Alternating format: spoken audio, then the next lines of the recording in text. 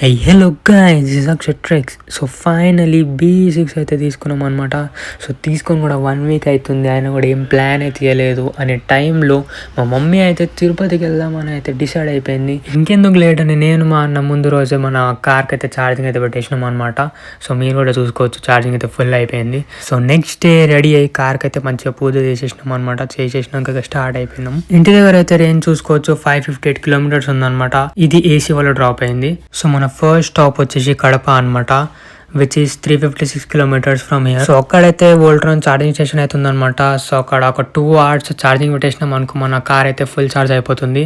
So అక్కడ నుంచి ఇక డైరెక్ట్ తిరుపతికి అయితే వెళ్ళిపోవచ్చు. రోడ్ సైడ్ లో అయితే ఫాస్టాగ్ కనిపించింది. సో ఫాస్టాగ్ తీసుకుందాం అనుకున్నాం, యాన్యువల్ ప్లాన్ తీసుకుందాం అనుకున్నాం, కానీ యాన్యువల్ ప్లాన్ అయితే TR నెంబర్ పైన రాదు. అందుకే నార్మల్ ప్లాన్ తీసుకొని 700 రీఛార్జ్ చేసుకుని అయితే స్టార్ట్ అయిపోయినాం. అండ్ ఫైనల్లీ ఆఫ్టర్ 100 కిలోమీటర్స్ మన రేంజ్ అయితే 474 కిలోమీటర్స్ ఉంది. And we're still 274 kilometres to Kadapa. So throughout this trip AC అయితే 2 to 3 పాయింట్స్ మధ్యలో పెట్టాము, దానికంటే ఎక్కువ తక్కువ కూడా చేయలేదు. డ్రైవింగ్ ఎక్స్పీరియన్స్ కూడా చాలా బాగుండే కార్ది. మేమైతే 90 to 100 స్పీడ్ మధ్యలో అయితే మెయింటైన్ చేసినాము. సో ఆఫ్టర్ 200 కిలోమీటర్స్ రేంజ్ అయితే చూసుకుంటే 320 కిలోమీటర్స్ ఉంది. సో అయితే మేము ఒక చిన్న బ్రేక్ తీసుకొని లంచ్ చేసి మళ్ళీ స్టార్ట్ అయిపోయినాం. అండ్ ఆఫ్టర్ కంటిన్యూస్ డ్రైవింగ్ మేమైతే ఫైనల్ గా కడప అయితే రీచ్ అయిపోయాము. ఇదే మన ఛార్జింగ్ స్టేషన్. అండ్ కడపకి రీచ్ అయ్యేసరికి మీరు రేంజ్ అయితే చూసుకోవచ్చు 118 కిలోమీటర్స్ ఉంది. సో మా ప్లాన్ అయితే 9 లోపు తిరుపతికి వెళ్ళిపోదాం అనుకున్నాం, ఎందుకంటే మనకు అక్కడ భూదేవి కాంప్లెక్స్ లో 9K టోకెన్స్ ఇస్తారని అయితే ఇన్ఫర్మేషన్ వచ్చిందన్నమాట. సో ఛార్జింగ్ ఎస్టిమేషన్ అయితే వచ్చేసి 2 hours 10 minutes చూపిస్తుండే, కానీ మనకు అంత టైం లేదు కాబట్టి ఒక 1 hour పెట్టుకొని డైరెక్ట్ తిరుపతిలో ఛార్జింగ్ పెట్టుకుందాం అని అయితే డిసైడ్ అయిపోయినాం. సో ఆఫ్టర్ 1 hour 66% బ్యాటరీ అయితే ఛార్జ్ అయిందనమాట.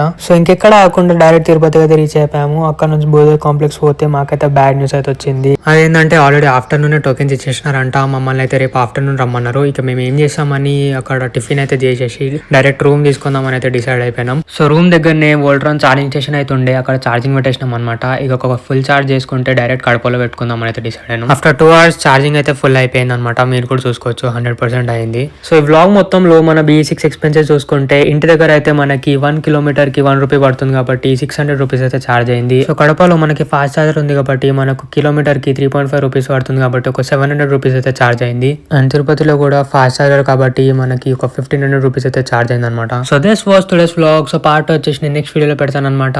Until then take care, bye.